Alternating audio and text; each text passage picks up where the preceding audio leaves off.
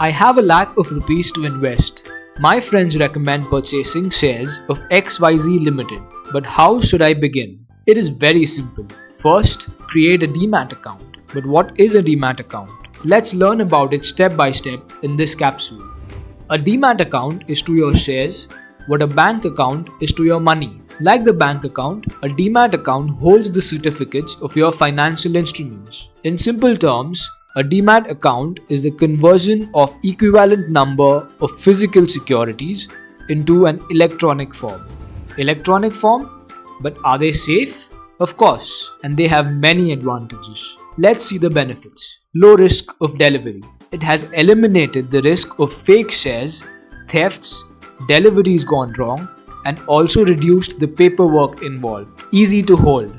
Paper certificates are prone to tears and damage. This is not the problem with dematerialization. Safe and secure. It enables immediate and secure transfer of securities. Reduce cost. The extra costs due to stamp duty are eliminated. A Demat account is opened by the investor while registering with the investment broker or sub-broker. Can you trade the stock market without a Demat account?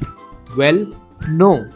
The Demat account was introduced in India through the enactment of the Depositories Act 1996. Access to your Demat account requires both an internet and a transaction password.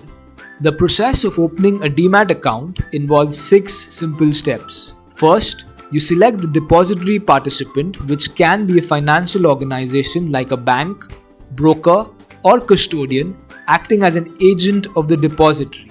Then, you fill up an account opening form.